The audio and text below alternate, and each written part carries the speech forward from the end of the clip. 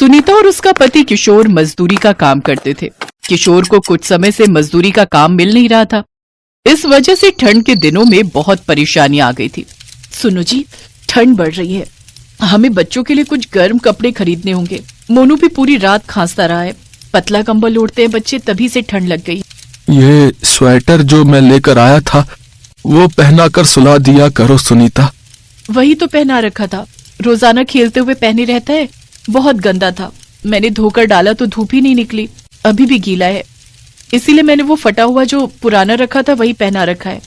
तुम कह रहे थे कि तुम्हारी मजदूरी के काम से तुम्हें कुछ पैसे मिल जाएंगे, मैं सोच रही थी कुछ कपड़े खरीद लें। रोजाना ही जा रहा हूँ कि कोई काम मिल जाए, पर कुछ देर की मजदूरी से इतनी जल्दी इतने पैसे जुटाना बहुत मुश्किल है।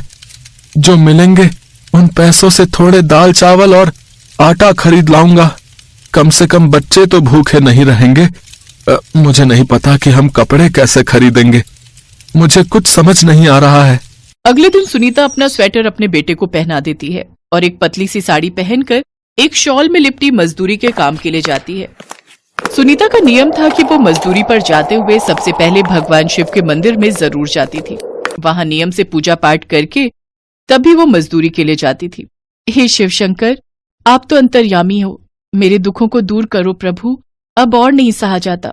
मेरे बच्चे ठंड में ठिठुर जाते हैं, इतने पैसे नहीं कि मैं अपने बच्चों के लिए अच्छे गर्म कपड़े खरीद सकूं।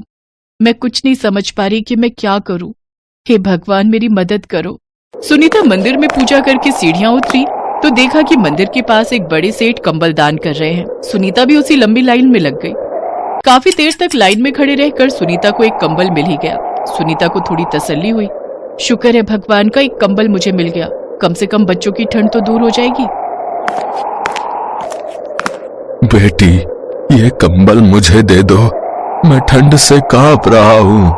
मैं एक पैर पर ज्यादा देर कतार में खड़ा नहीं रह सका, इसलिए मुझे कंबल नहीं मिल पाया। मेरे पास ओढ़ने के लिए कुछ भी नहीं है। बेटी, ये कंबल मुझे दे दो, भगवान शिव तुम पर कृपा करेंगे, मुझ पर दया करो बेटी। बूढ़े भिखारी को देखकर सुनीता के मन में दया आ गई और उसने वो कंबल उन बूढ़े भिखारी को दे दिया। खुश रहो बेटी, जीती रहो। देखना, भगवान शिव तुम पर बहुत जल्दी प्रसन्न होंगे, वो तुम पर बहुत कृपा करेंगे। तुम बहुत दयालु हो बेटी, मेरा आशीर्वाद तुम्हारे साथ है।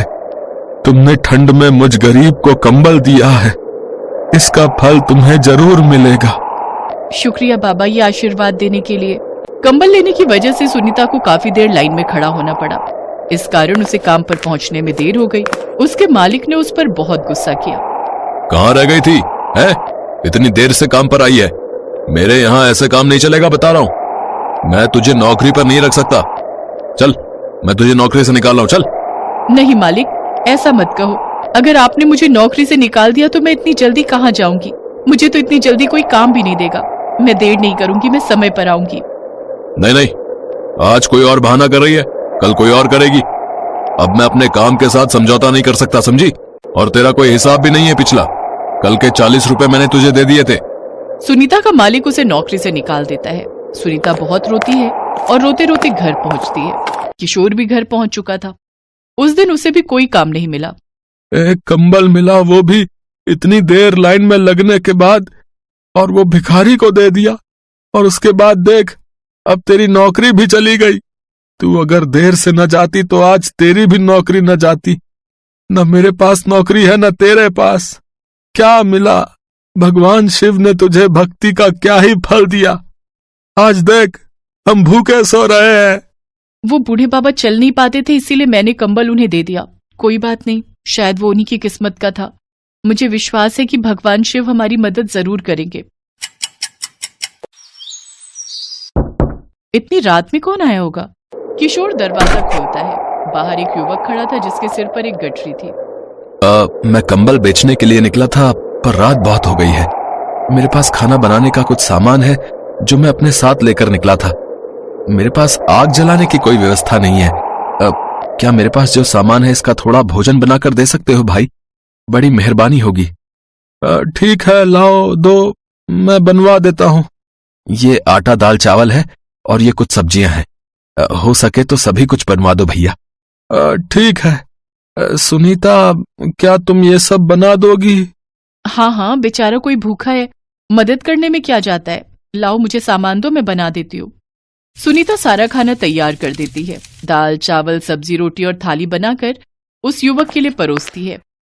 अरे आप लोग भी खाओ ना, मैं अकेला इतना सारा भोजन थोड़ी खाऊंगा। अभी तो आप लोगों ने भी नहीं खाया होगा ना। आप सब भी खाओ। खाओ ना भैया, मेरे साथ बैठकर खाओ। हाँ हाँ, मैं परोस देती हूँ, आप बैठो, मैं आपकी भी थाली लगा देती हूँ। सुनीता और किशोर की आंखों में आंसू आ जाते हैं। उस दिन सचमुच उन सबने भी उस युवक के साथ खूब पेट भरकर खाना खाया था। क्या बात है, बच्चों ने कोई ठंड के वस्त्र नहीं ओढ़े हुए? ठंड इतनी ज्यादा है, मैं तुम्हें कंबल निकाल कर देता हूं।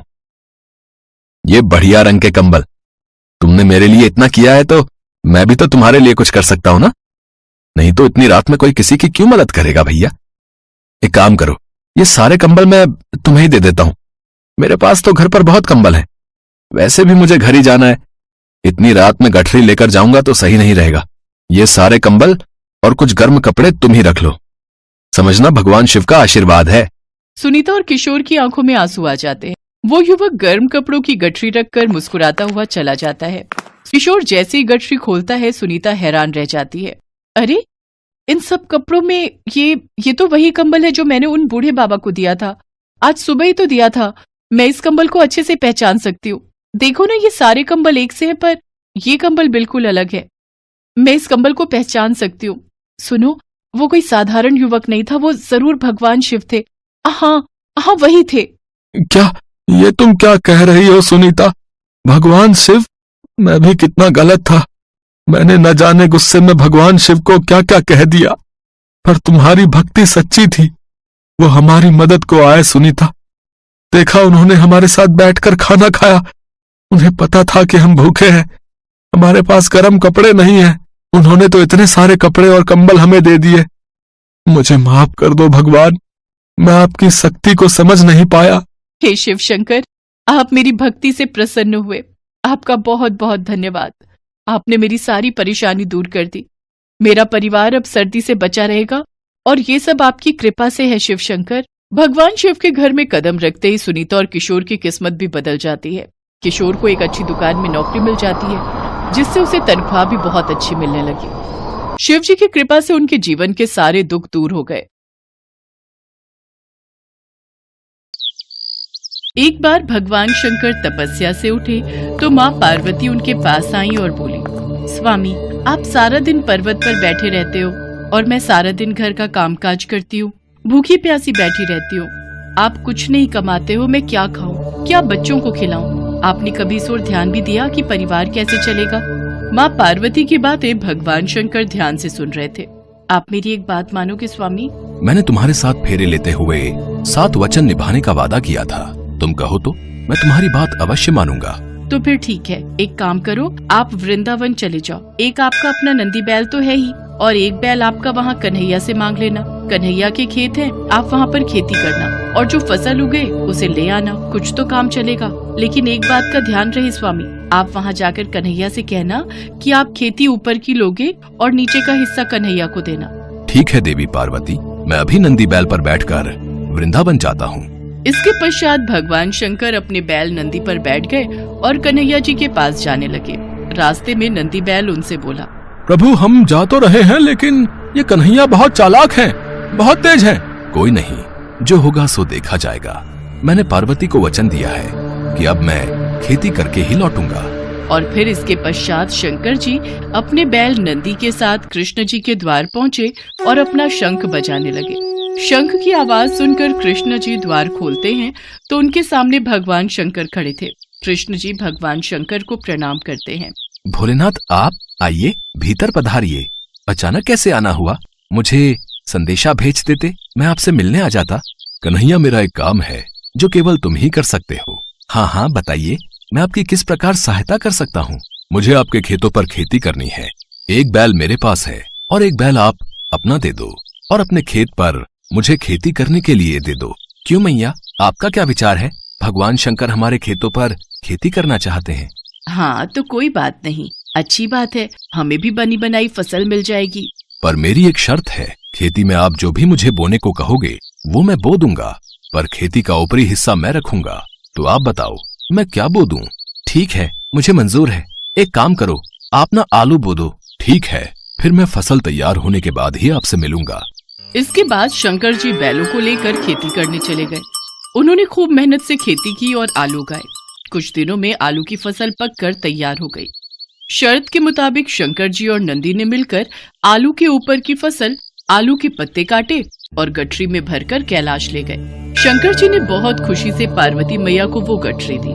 पार्वती मैया ने जब गठरी को खोलकर देखा तो वो हैरान हो गई।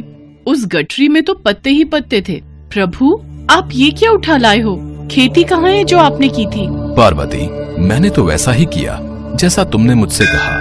मैंने ऊपर की खेती का हिस्सा लिया और कैलाश लौट आया। मुझे कुछ नहीं पता प्रभु, अब मैं इन पत्तों का क्या करूं? ये पत्ते किसी काम के नहीं हैं। अब आप दोबारा जाओ और दोबारा खेती करके लाओ। और हाँ, अब की बार आप नीचे की खेती मांगना। एक बार फिर भगवान शंकर नंदी के साथ वृंदावन जाने लगे। रास्ते में नंदी ने उन्हें फिर समझाया कि कान्हा बहुत चतुर है, तो आप सावधान रहना। शंकर जी ने फिर से वही कहा कि जो होगा देखा जाएगा। कन्हैया, मुझे आपके बैल और खेत फिर से चाहिए। मुझे एक बार फिर खेती करनी है, पर इस बार मेरी शर्त ये है कि मैं खेती नीचे की लूंगा, ऊपर की आप रखना। बताओ मैं क्या बो दूं? ठीक है, फिर तो आप बाजरा बो दो। कृष्ण जी के कहने पर शंकर जी ने बाजरा बो दिया और खेती की। उसकी अच्छे से रखवाली की और कुछ ही समय में बहुत अच्छी बाजरे की फसल उगाई। शंकर जी बाजरे के नीचे की डंडियां तोड़कर कैलाश ले गए और ऊपर का बाजरा सारा कृष्ण जी और यशोदा मैया घर ले गए। कैलाश पहुंचकर जब शंकर जी ने माता पार्वती को बाजरे के नीचे की डंडियों से भरी गठरी दिखाई तो वो फिर से क्रोधित हो गई। अरे, आप ये क्या ले आए? ये तो घास फूस है, इनका मैं क्या करूंगी? इसमें बाजरे के दाने कहाँ हैं? पार्वती, मुझे तो तुमने कहा कि मैं नीचे की खेती ले आऊं, इसलिए ऊपर की खेती मैंने कन्हैया को दे दी। मुझे कुछ नहीं पता, मैं क्या बनाऊं और क्या खिलाऊं। आप एक बार फिर से जाओ और इस बार कन्हैया से कहना कि ऊपर और नीचे दोनों की खेती आप ही रखोगे। ठीक है पार्वती, जैसा तुम कहो, मैं फिर से जाता हूँ। चलो नंदी। शंकर जी कन्हैया के द्वार पर पहुँचे और उनसे फिर से खेती करने के लिए कहा। कन्हैया, इस बार ऊपर और नीचे दोनों की खेती मैं ही लूंगा। बताओ मुझे क्या बोना है? ठीक है, इसमें मुझे कोई आपत्ति नहीं है। आप इस बार मक्का बोलो। इस बार आप ऊपर और नीचे की खेती ले लेना और जो बचेगा वो मैं रख लूंगा। शंकर जी फिर से खेती करने लगे। कुछ ही समय में मक्का की बहुत अच्छी फसल उगाई। कृष्ण जी यशोदा मैया के साथ मिलकर बीच का हिस्सा यानी कि मक्का तोड़कर घर ले गए और ऊपर और नीचे की फसल भगवान शंकर कैलाश पर्वत पर ले आए। इस बार नंदी और भगवान शंकर बहुत खुश थे कि ऊपर और नीचे की दोनों खेती देखकर माता पार्वती बहुत खुश होंगी। पर जैसे ही उन्होंने माँ पार्वती को खेती की गठरी पकड़ाई, जिसे देखकर माँ पार्वती अपना सिर पकड़कर बैठ गई। अरे, ऊपर और नीचे की फसल तो ले आए, पर इसमें भुट्टा कहाँ है? पार्वती, तुमने ही तो कहा था कि ऊपर की और नीचे की खेती लेकर आऊं, इसलिए मैं ऊपर और नीचे की खेती ही तो लेकर आया हूँ। अब मैं भोला भाला, जैसा तुमने मुझसे कहा मैंने वैसा ही किया। तभी कृष्ण जी आते हैं। माँ पार्वती, भोलेनाथ बिल्कुल उचित कह रहे हैं। भोलेनाथ को तभी तो भक्त भोले बाबा कहते हैं। भोलेनाथ तो भाव के भूखे हैं। प्रेम से जो भी इनको कुछ भी अर्पित करता है वे ग्रहण कर लेते हैं। आप धन्य हैं भोलेनाथ। माँ पार्वती, भोलेनाथ के द्वारा की हुई खेती मैं ले आया हूँ, इसे स्वीकार कीजिए। माँ पार्वती देखती हैं कि भगवान भोलेनाथ ने तो बहुत ही बढ़िया खेती करके आलू, बाजरा और मक्का उगाया था। वो खुशी से फूली नहीं समाती। कुछ भी कहिए स्वामी, पर आपने नंदी और कान्हा के बैलों के साथ मिलकर बहुत बढ़िया खेती की है।